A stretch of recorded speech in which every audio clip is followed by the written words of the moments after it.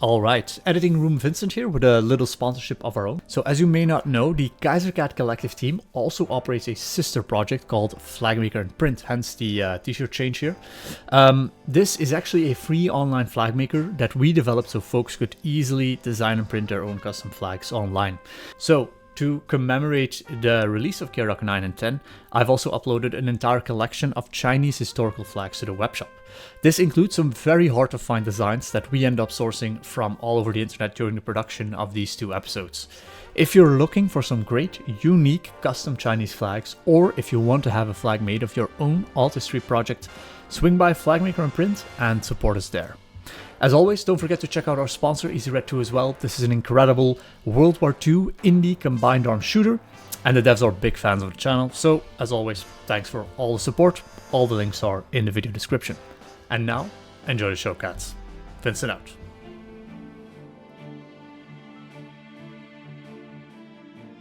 On July 9th, 1926, Kuomintang General Chiang Kai-Shek launched the ultimate bid to liberate China from the rule of the warlords, the so-called Northern Expedition. That summer, a 100,000-strong revolutionary vanguard struck out from the KMT strongholds in the south. These French-backed forces quickly overwhelmed Zhili troops in Hunan and reached the provincial capital, Changsha.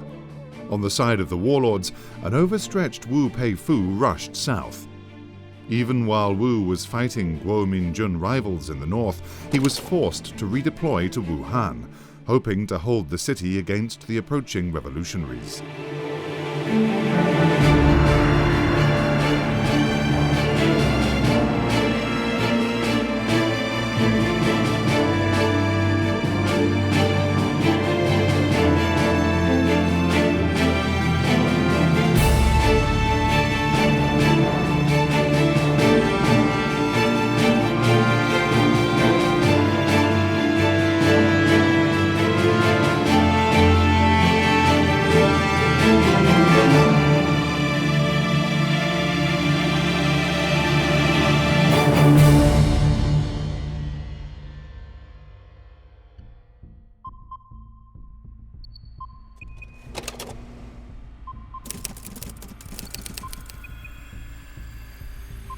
However, momentum was on Chiang's side, and before the Jade Marshal could mount a counteroffensive, Wuhan had already been surrounded. Although the Kuomintang managed to overwhelm two-thirds of the metropolis quickly, its last third, Wuchang, proved to be far more formidable. Despite numerous direct assaults, the walled city held, and Wu's dogged resistance quickly became a major thorn in Chiang Kai-shek's side. The Jade Marshal, even isolated and besieged, continued to be a formidable opponent, with a loyal army, and indeed, Wu would not go quietly into the night. Meanwhile, to the east, the Northern Expedition's second thrust entered Sun Quanfang's League of Five Provinces and advanced north towards Nanjing. When local commanders defected, the Smiling Tiger responded with brutality, killing hundreds of students, teachers, and other suspected KMT members or sympathizers. Sun's vicious yet organized response succeeded in halting the offensive, at least for a while. However, despite these setbacks, the Northern Expedition appeared poised to realize its ambitious goals. KMT forces were still working their way towards Nanjing, and Wuchang's dwindling food supply meant the city could only hold for so long. What the Kuomintang could not have expected, however, was the sudden arrival of a new opponent. Following the British Revolution and the renewed tensions of the Shanghai Scramble, the Kaiserreich had taken a more direct interest in China's internal affairs. By 1926, a new, more interventionist government had taken control in Berlin, supplanting the fractured conservative alliance that had ruled after the war. The prior administration had been held responsible for the perceived French syndicalist victory in Britain, and the new government was determined not to repeat that mistake.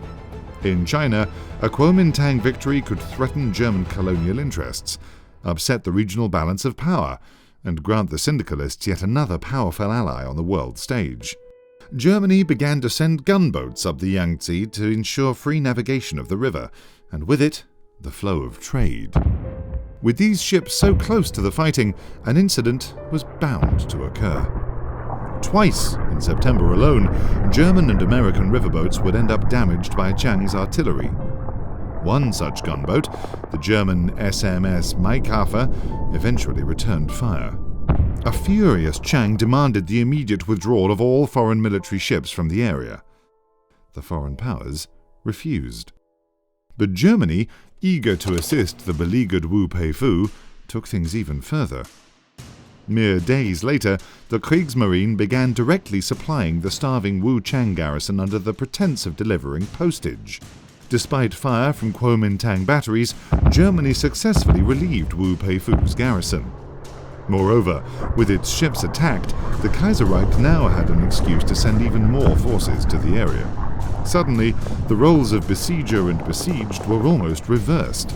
With Kuomintang's supply lines stretching over 1,000 kilometers of mountainous terrain, KMT forces struggled to continue the siege. A timely victory now swept from the table, Chiang decided to shift his focus east and sailed downriver to direct operations against Sun Changfan. Although denied a major victory at Wuhan, Chiang Kai-Shek felt the old capital of Nanjing would be an adequate substitute. However, even before Chiang's departure, Germany had been escalating its involvement in the region. All throughout the late summer and fall, German warships began arriving in the Asia-Pacific from the far reaches of the empire, eager to demonstrate the power of a reinvigorated Kaiserreich. By the end of October, 2 German expeditionary forces had entered China. The first, assembled from the Qingdao garrison, moved south to support Sun Flamefang near Nanjing. The second, consisting of Indo-Chinese colonial troops supported by a contingent of German Marines, landed at Hong Kong. This intervention in the northern expedition, though relatively small in scale, would prove decisive. In November, the German army in Hong Kong struck northward, seizing Guangzhou and establishing a perimeter around the city. With only garrison forces left to defend the south, the KMT leadership fled into the foothills and eventually to Nanchang. Although most prominent KMT politicians avoided capture, the party fell into disarray. Nationalist authority over Guangdong and Guangxi provinces, long the beating heart of the movement, shattered. Once loyal southern warlords used the chaos to reassert their own control, or worse, bend the knee to the Kaiserreich. What KMT forces remained in the south began to disband, and supplies destined for the Wuhan and Jiangxi fronts quickly grew thin. Now that he had lost the party's capital and main supply line, Chiang was forced to turn his forces around. The bulk of his personal forces veered south in an attempt to dislodge the German invaders. Despite the presence of German naval support and aerial reconnaissance, the battle would be relatively even. In Guangdong, the National Revolutionary Army's best troops faced mostly second-rate colonial conscripts. After 2 weeks of determined fighting, few could question the KMT's ideological fervor, but the Germans continued to hold. Seen as having abandoned the fight to the north, and without a victory to show for it, Chiang's popularity began to wane. Meanwhile, to the east, KMT General Zhu Peide continued to advance against Sun Fang's League of Five Provinces. Now reinforced by Germany, however, the southern Zhili resistance hardened. With German aid, Zhili defenders blockaded the crucial Yuling Pass, which stopped the KMT from reaching the all-important Yangtze River. With winter setting in, Zhu was forced to retreat to the defensible mountain city of Jinhua. The Kuomintang captured the city and holed up to wait out the winter snows. With supplies running low, victory to the KMT would depend on a quick offensive in the spring. Although Jinhua provided Zhu with a useful defensive position, he had failed to calculate the scope and aggression of Germany's intervention. He had expected to defend Jinhua from either the east or west, but he had not anticipated Sun Fang's strengthened forces launching an attack from both directions simultaneously. Soon, German scout planes appeared over the area, and Zhu knew he had made a terrible mistake. Supplied with modern German weapons, aerial intelligence and advisors, the Smiling Tiger launched a devastating winter assault. Jinhua, rather than an indomitable fortress, had become a tomb for the eastern Kuomintang army.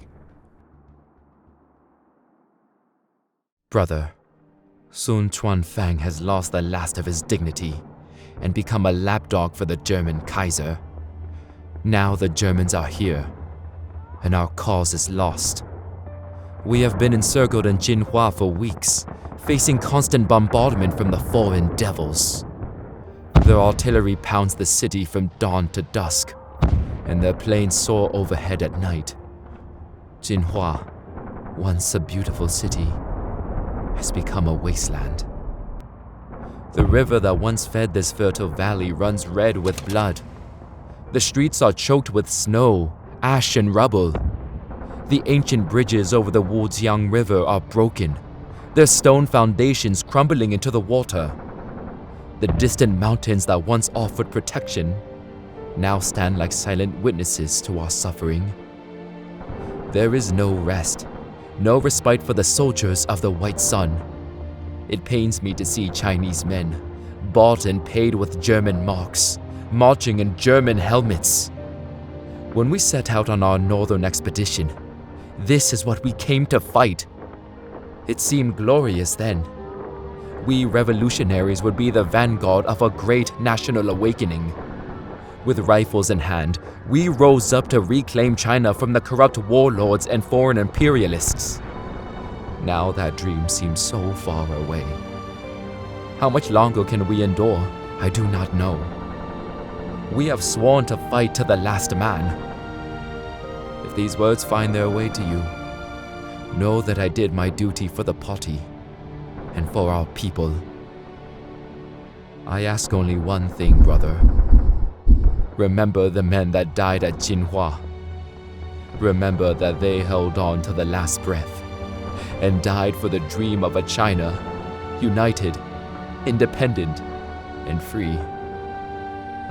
My only regret is that I will not live to see the white sun rise again.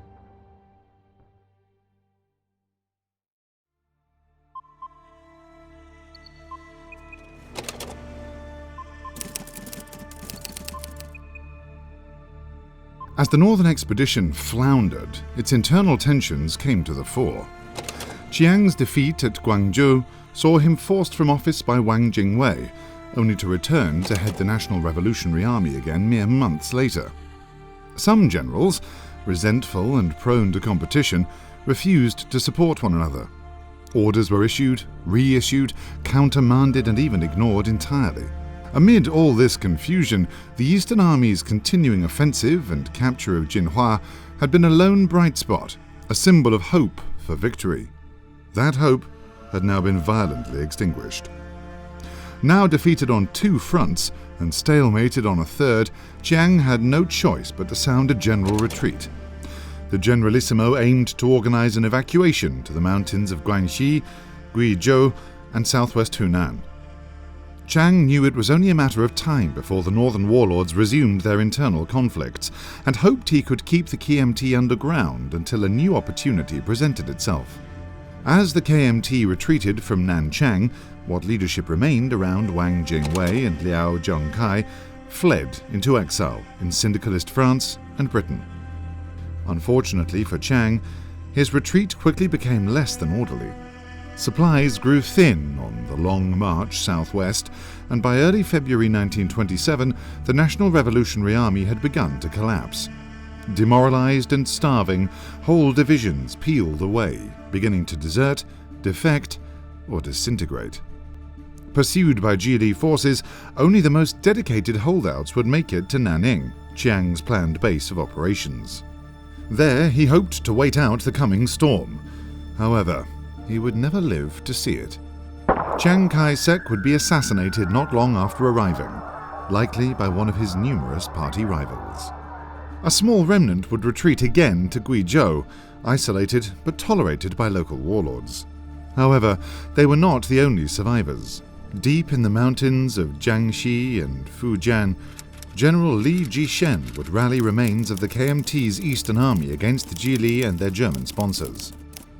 Hidden and supplied by the local population, Li's territories would eventually become known as the MinGan Insurgent Zone, living proof that Sun Yat-sen's three 'principles were beaten, but not forgotten.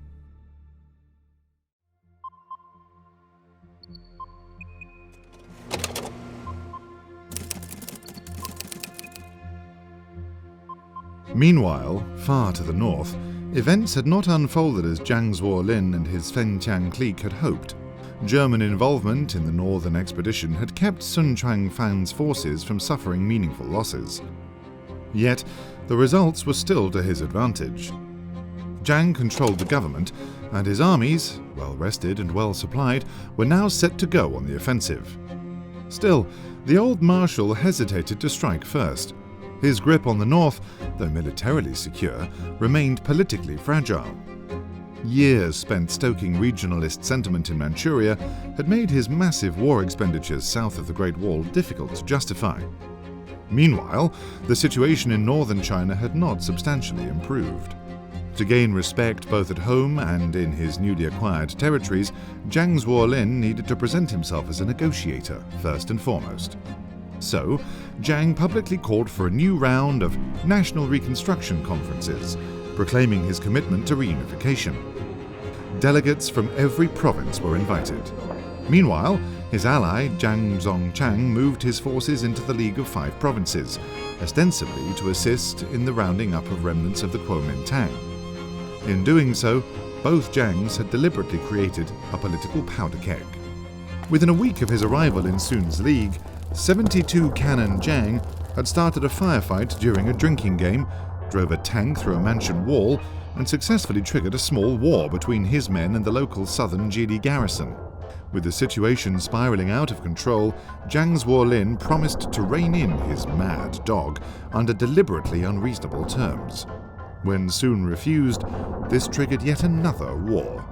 Now all Zhang had to do was win.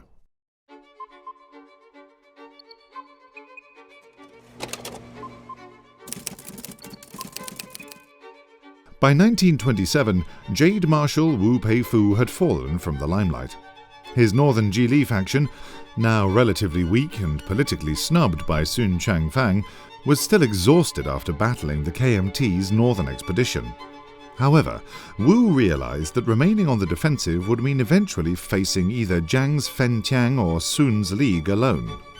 To have a chance of victory, or even survival for that matter, the cunning marshal would need to strike while both sides were distracted. When news of the resumed war reached his capital at Luoyang, the Jade Marshal sprang into action. By 1927, Wu Peifu had had many years to ruminate over his catastrophic betrayal and defeat during the Second Zhili-Fengtian War. Now he was determined to exact a similar reversal on Zhang Zongchang. Unexpectedly, Wu launched a lightning offensive toward Beijing. Moving mostly under cover of darkness and in the utmost secrecy, Wu's men had made it to the outskirts of the capital within mere days. With the nearby Yangshi Shan bribed by German agents, Zhang Zongchang knew nothing of the attack until it was too late. After overwhelming the city's undersized garrison tasked with defending its massive walls, Wu's forces seized the northern capital. They had done so in under a week. In response to Wu's daring maneuver, Zhang Zongchang sent his reserves north in hopes of crushing the smaller force through sheer weight of numbers. However, the Jade Marshal still had another trick up his sleeve. As trains filled with reinforcements headed for Beijing, Wu played his trump card. Their transports, running over internationally inspected railways, were brought to a halt by the Jade Marshal's German sponsors. Citing a clause in the Boxer Protocol as their justification, these conveniently placed forces insisted that every single rail car of the Fengtian army had to be inspected. Supposedly they might represent a threat to foreign access to Beijing. Although Tokyo protested fiercely, the Japanese could do nothing but watch while their Fengtian allies crumbled. Thanks to this German ruse, Wu was able to put himself between his enemies and defeat several Fengtian armies in detail. Subsequently, Beijing remained firmly in the hands of the Jade Marshal, and Zhang Zongchang's remaining forces were largely cut off from Manchuria.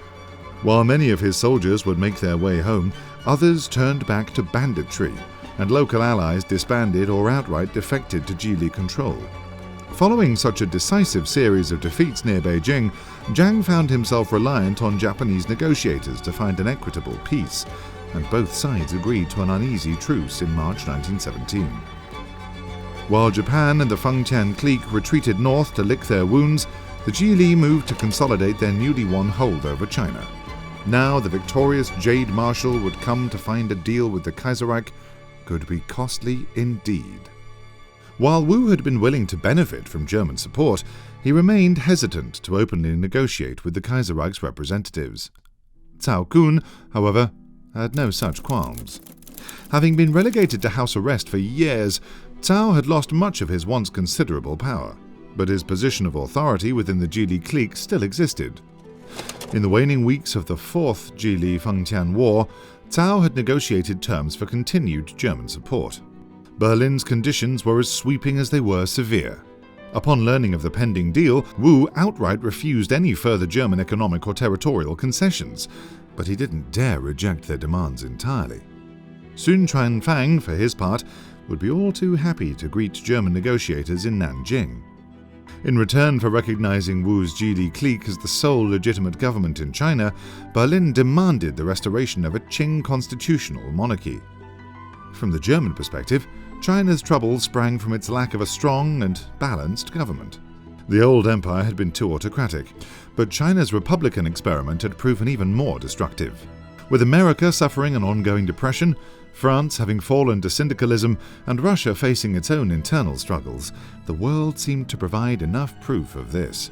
Let alone China itself, which since 1911 had suffered nearly 2 decades of political upheaval and civil war.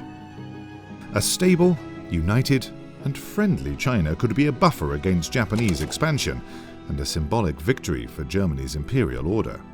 However, while both Cao and the Germans hoped to use the returned emperor and National Assembly as political tools against Wu, this would prove harder than anticipated.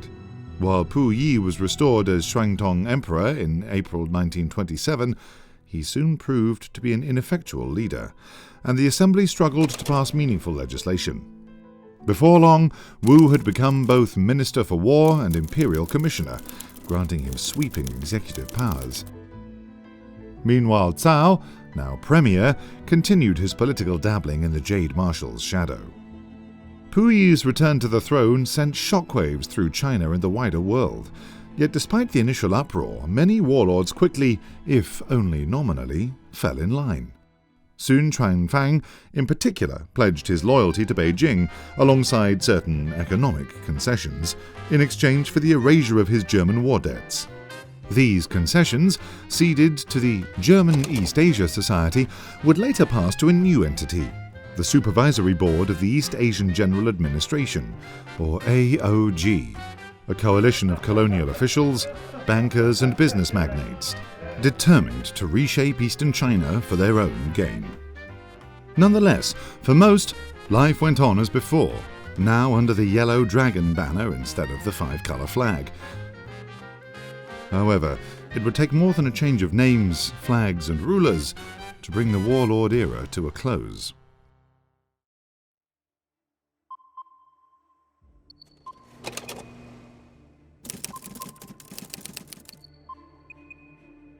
From 1927 onwards, on German maps, China would be marked as a unified Qing monarchy. This was a far cry from the political reality, of course. Independent warlords and republican idealists continued to rule vast swathes of the former republic, and after nigh 20 years of independence, few had a taste for bending the knee to the dragon throne again. The decisive conflict between the Fengtian and restored Qing would finally arrive in the spring of 1928.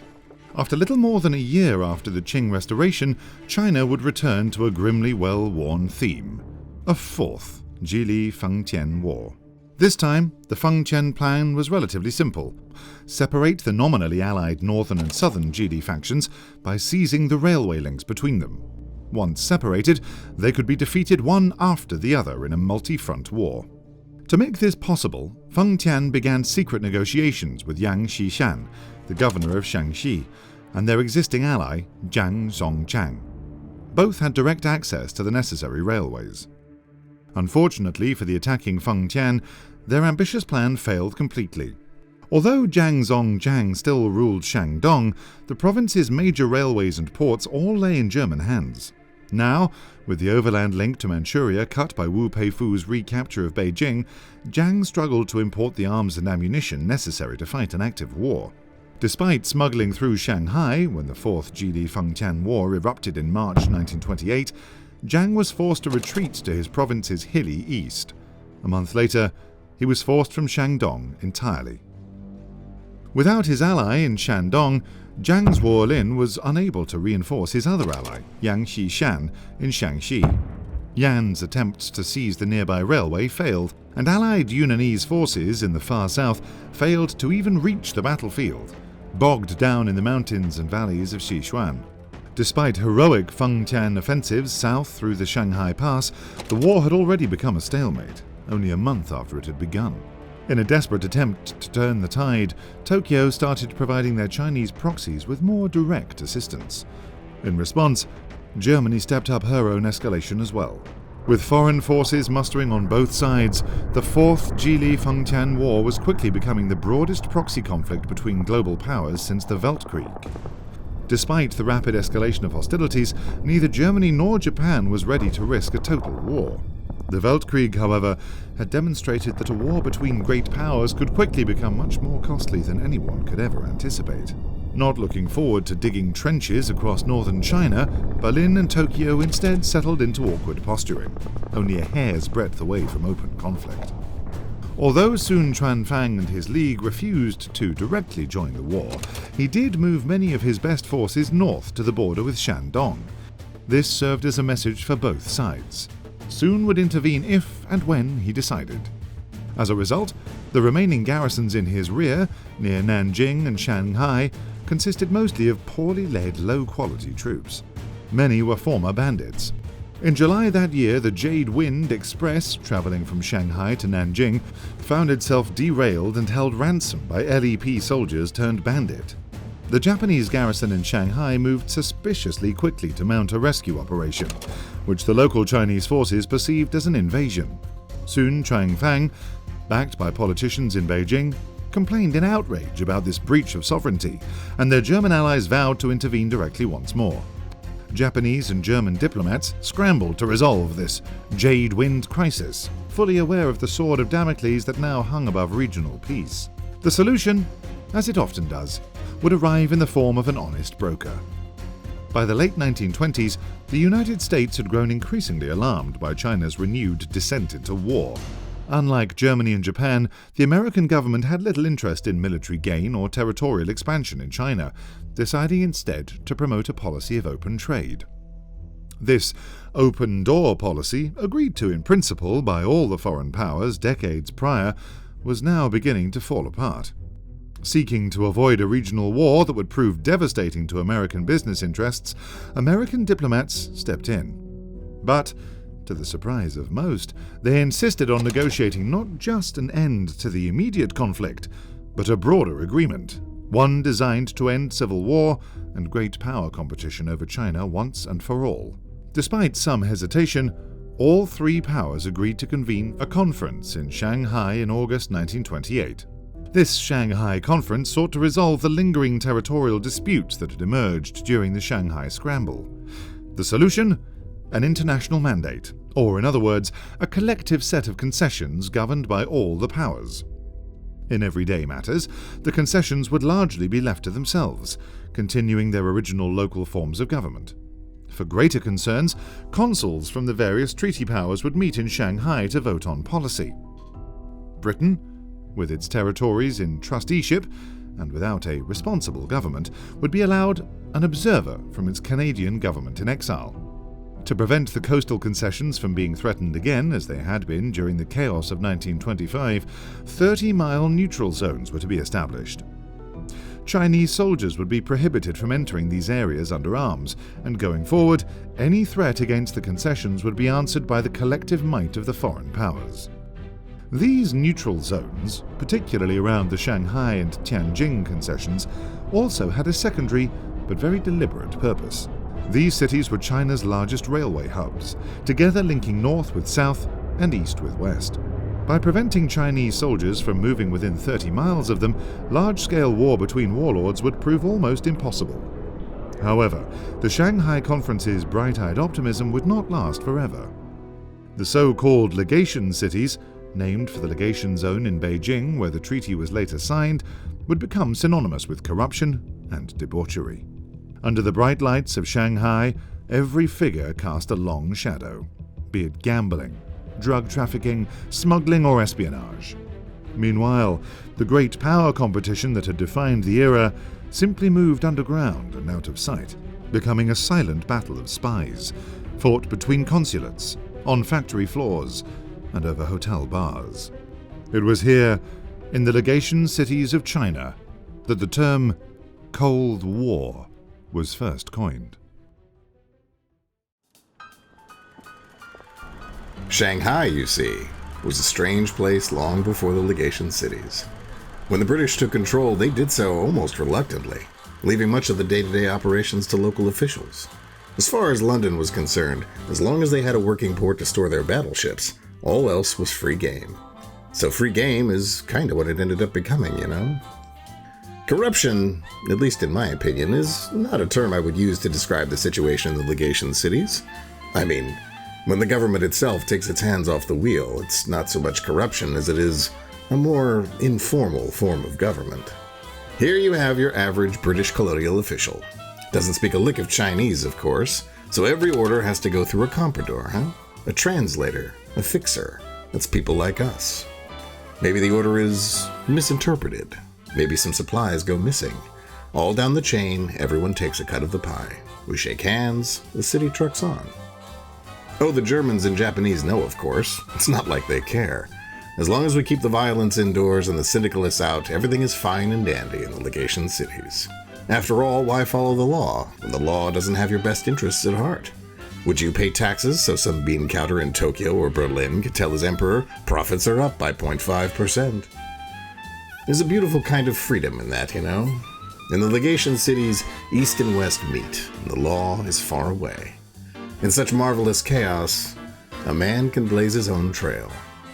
There is an energy here, a sense of adventure and hope almost. I think America has lost that frontier spirit. China is in a tough place right now, that much is true. But I've lived here for the better part of 20 years now. I know China, and I know the Chinese people. I have no doubt that the country will rise again someday. And when that day comes, people like me will be around to bridge the gap between East and West.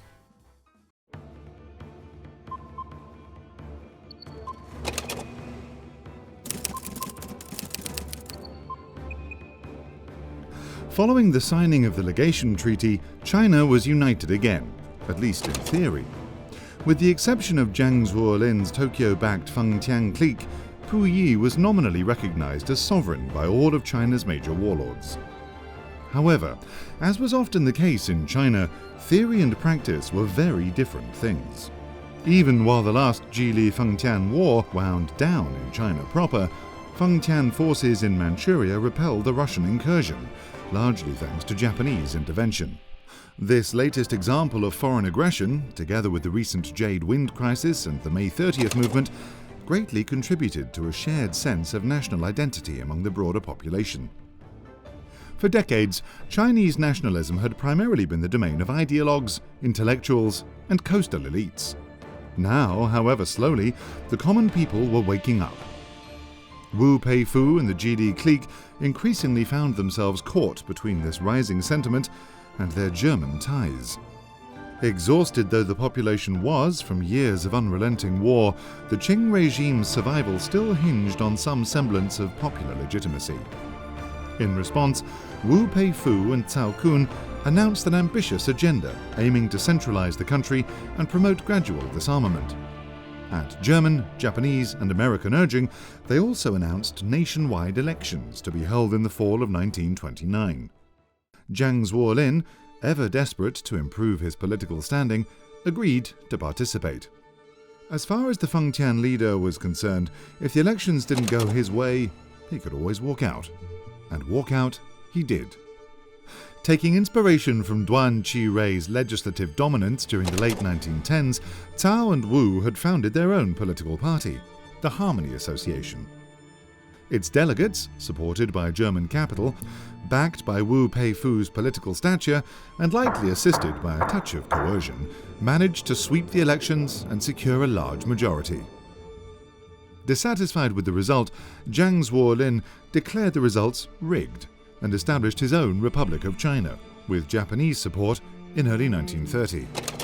China was again divided between two rival governments, this time in Beijing and Shenyang. Inside the Qing Empire, Sun Quanfang, now leading a league of 8 provinces instead of 5, was also dissatisfied with the election results. Though stopping short of secession, the Smiling Tiger also cast doubt on the results, raising fears of renewed civil war should the League side with Jiang on the matter. Although peace prevailed, the 1929 election exposed the widening divide between Sun Quanfang and his mentor, the Jade Marshal, rather than unifying the nation. Sun's reckless pursuit of this rivalry would come to define the balance of power within the restored Qing Empire. To undermine Wu and the Beijing government, Sun and many southern governors began promoting federalist rhetoric, stoking Republican and anti-Manchu sentiment and criticizing Wu's failure to address Feng Tian's bold secession. Before long, Beijing and Nanjing, Wu and Sun, were playing power games over southwest China, hoping to secure the loyalties of various warlords and allowing for their continued autonomy. Meanwhile, to ensure his own independence, Sun pushed the League to maintain an outsized peacetime army, resisting demobilization despite its heavy financial burden. Anticipating backlash, should he attempt further taxation, Sun instead turned to foreign loans, especially from the German East Asia Society. In turn, these Sino-German economic ties would permit the aggressive development of the League's coastal economies, under the watchful eye of Sun's own protégé, Qi Shiyuan.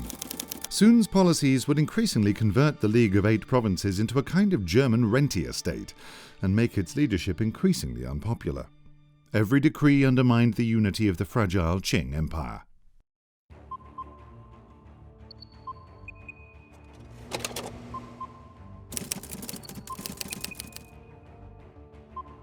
By 1932, Sun's unpopularity verged on unrest, and forces once thought extinguished were rekindled.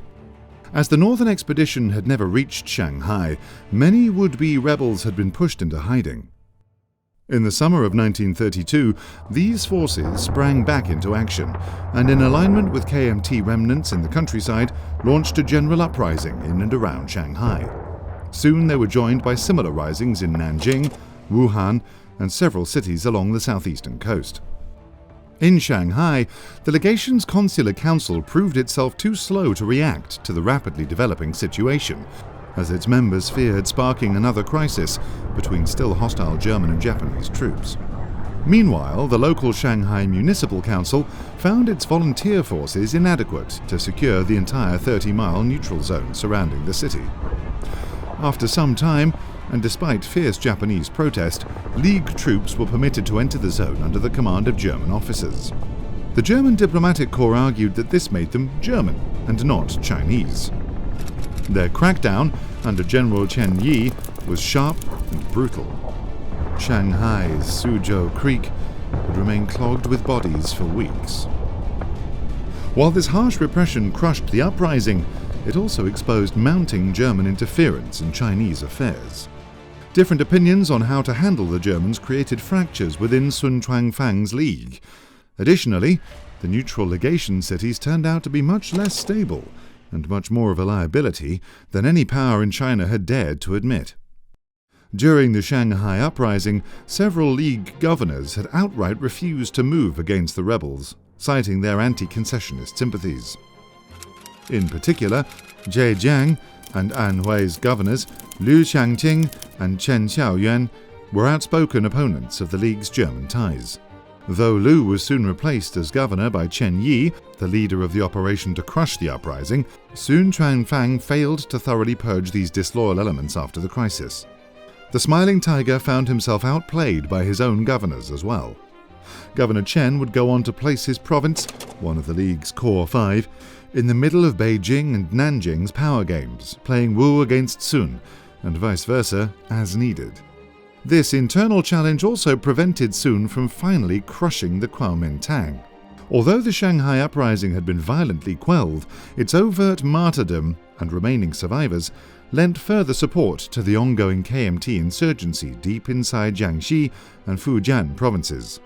As Sun pulled his forces inward to address the uprising, this MinGan insurgent zone grew and would go on to resist multiple determined encirclement campaigns. The League's 3 southernmost governors would, themselves, use this opportunity to slowly escape from under Sun Quanfang's thumb. Though neither these governors nor the Kuomintang were in any position to challenge Sun directly, he would be forced to delay his plans for a march on Beijing, for the time being, at least. To the north, Wu Peifu and Cao Kun's Beijing government found itself unable to meaningfully respond to the Shanghai uprising. Zhang Zuolin's Fengtian army remained an ever-present threat, and the Northern Zhili Clique could not afford to divide its forces. At the same time, publicly denouncing Sun could pose just as much risk. Criticism for his German ties could easily be turned back against the Norman Zhili. This lack of response would be perceived by some as weakness, further complicating the Northern Zhili government's efforts to reinforce its national legitimacy. Nonetheless, for the average Chinese, even the Shanghai uprising failed to derail a period of gradual reconstruction. Outside occasional provincial flare-ups, active wars had finally become a thing of the past. Cities and towns rebuilt, schools long closed reopened, and trade resumed up and down the winding Yangtze. The Shanghai Stock Exchange boomed. Local governments, once unable to carry out even their most basic duties, resumed at least some semblance of function. While the scars of war were still fresh, China seemed to be healing.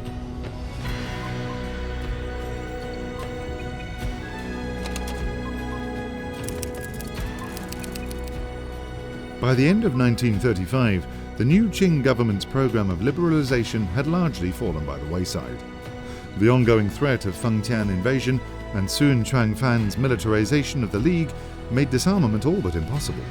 Meanwhile, Cao Kun ignored his namesake constitution as needed, indefinitely postponing the planned 1932 elections and banning parties with openly socialist sympathies. While the Shanghai uprising was used as an excuse, most Federalist parties, including Chen Zhongming's Public Interest Party, subsequently boycotted the assembly entirely. Going forward, the assembly would serve as little more than a rubber-stamp legislature, and few could pretend otherwise. Despite these political troubles, the nation remained superficially stable. The peace won by the Shanghai Conference of 1928 continued to hold, and the Kuomintang seemed to have been relegated to insignificance. It was beneath this veneer that China's last and greatest challenge remained. The wars of the 1920s had been frozen, but never truly settled, and now the pressure was building. The next war, however it would erupt, would do so like thunder. It would be a war to shake heaven itself. To the northeast, Zhang Zuolin's Fengtian and their Japanese allies remained beyond the Great Wall, rebuilding, rearming, and slowly but surely drawing their plans against the Qing Empire. On paper, they had become the last bastion of China's republican dream. In reality, Zhang continued to play a deeply dangerous game, committed to his own goals and yet increasingly dependent on Japanese favor. He continued to run circles around his foreign benefactors, but should his interests and those of Tokyo fail to align, the old marshal might meet a sticky end. The Zhili-led Qing regime, for its part, struggled on under the Jade Marshal's guidance. The enigmatic military commander had weathered many storms since the Xinhai Revolution and continued to enjoy a kind of enduring popularity. Privately, however, Wu Peifu had never stopped resenting the Qing government, foisted upon him in 1927. 8 years on, the Jade Marshal had no choice but to continue playing the game of political charades in Beijing. From his position behind the Dragon Throne, Wu watched his enemies carefully, and his friends closer still. Far to the south, Sun Quanfang quietly stewed, desperately consolidating his power, even as it seemed to slip ever further through his fingers. Despite the presence of the German Nanking Commission, dedicated to supporting Sun's position in Nanjing, the League's very structure made it difficult to centralize. Its provincial armies, several led by governors of dubious loyalty, were not his to directly command. That was to say nothing of the ongoing unrest and the growing independence of the League's 3 southernmost provinces. Yet, should soon overcome these challenges, he would possess the greatest army China had ever seen. Backed by the country's richest provinces and the German economic machine, the Smiling Tiger's forces could outmatch both the Zhili in Beijing and the Fengtian in Manchuria. If his League united, Chen could march all the way to Beijing and from there across all of China. Then there were the Kuomintang, ever beaten but unbroken. From distant France and Britain to the mountaintop villages of the MinGan insurgent zone to safe houses in Shanghai, the party of Sun Yat-sen continued its revolutionary struggle. While the wars between warlords were frozen, for the KMT they never ended. Propaganda, bought and paid for by French agitators, made its way from city to city, inspiring underground papers and study clubs, simple workers and peasants, and even disillusioned soldiers. The Shanghai Uprising, widely considered a crushing defeat, had helped plant the seeds for a new generation of converts. When Wang Jingwei and the Central Committee returned to China, it would not be merely at the head of French-trained and equipped divisions, but rather as leaders of a great national revolution. At last, the question remained: which of China's many factions would be able to unite the country? Could Jiang Zuolin break his Japanese chains and rise to restore the republic of old? Would a Qing emperor, aided by the counsel of the wise Jade Marshal, see the need for reform and steer his country into a new golden age? Would any of the smaller warlords, holed up in China's countless mountainous hinterlands, rise to claim rule of all of the Middle Kingdom? Or would it be the ideological Kuomintang, thrice beaten but never defeated, who would rise from the shadows and oust warlords and empires alike? Everywhere across the vast nation, forces were mustering to prepare for one final confrontation. The last chapter of the Civil War, then, would not be another footnote in the long history of warlord struggle. Instead, it would be unification. One thing was for certain: the unification of China, from whatever source it would spring, would become an unstoppable force of history. By 1936, a long chapter of chaos that had begun with the Opium Wars was inevitably barreling towards its dramatic and perhaps inevitable conclusion. China, long divided, would unite. For without unity, there could be no new China.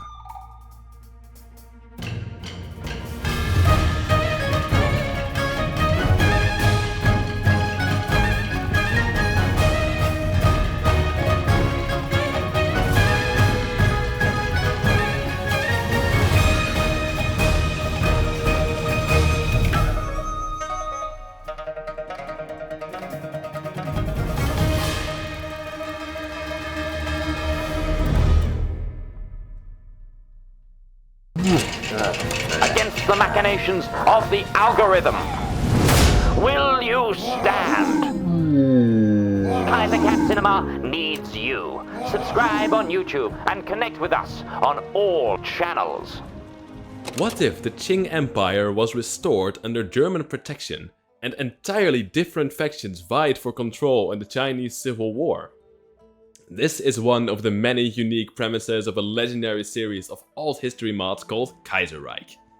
In the world of Kaiserreich, the Central Powers win World War I, leading to a world vastly different from our own. I am Day, chief editor and co-director of the Kaiserreich Documentary series. Kaiserreich Cinema is a collective of artists making crowdfunded content set in alt history worlds. Our projects are free forever, and this is all thanks to the generous support of our crew and patrons. For this particular video, we would like to thank the Kaiserreich Mod China rework teams, both past and present, who have brought this region to life. This episode also features stunning voice performances by Patrick Warner, Walter Lutch, Emily Serdal, William McDonough, Mark Lee, and Ewan Dixon. All our videos are funded through the sale of original art prints and merchandise. Please consider visiting kaiserreichincinema.com to get some of our unique handcrafted propaganda posters, art prints, and more. You can also visit our sister project, Flagmaker and Print, allowing anyone to design and print their own old history flags online. Finally, our project would not be possible without the support of our Patron Cameo program. Kaiserreich Cinema patrons can make cameo appearances in our art and animations, immortalizing them as parts of our video series. To celebrate these individuals, I am turning the microphone over to our chairman, Vincent. For this episode, we would like to recognize the 150 plus patron backers that supported the Chinese Civil War documentary, our longest and most ambitious project to date. This 2-hour episode was only made possible through their generous support. To make every video a testament to the enduring willpower of the Kaiserreich Collective patron, these are the patron credits. The cinema would like to recognize the Dogs of Shandong. They are Zhang Zongchang's mercenaries. Men who care only for their purse and not the better fate of China. This patron brigade consists of Nicolas Hruby, Scroll 120, Dallas William Smith, Orc Fighter, Captain Antarctican, and Inquisitor Hawk. A proxy war is of course first a place to test technology. The cinema recognizes Kaiser Bismarck, Sam Clayton, Cal C, and Sebastian of the German Special Research Group GE7. Nearer to the coast, the cinema recognizes the German colonial marines, Rat the Ninja, Sebastian, Danos, and Heffron. Not all patrons have given up on the dream of a united China, however. The cinema recognizes the KMT underground, that Asian player, Nicholas H., Archie Wang Sije, Inquisitor Hawk, thrice beaten but never defeated, the soldiers of the White Sun struggle on. 30 years later, in a different timeline altogether, the grunts of the patron Bavarian infantry are sent to the jungles of German Ostasien. Their cinema recognizes Josh Bruder, John Dunkelburg, Grim327 and Crumby. Are they heroes of the Vaterland or simply victims in a pointless war of imperial aggression? They are supported by the air cavalry, the pioneering German helicopter infantry. The cinema recognizes John Morell, Ethan Naftalin, Torren Palmer, Derzy Linder, Brandon Empry, Frost and Spencer Loper. They are joined by over 150 other patrons appearing throughout all our videos and projects. Against the machinations of the perfidious algorithm, they will stand. But will you? Thank you for watching our Kaiserreich documentary series. This is Day, signing off, proud of the work we did. See you for the next one, cats!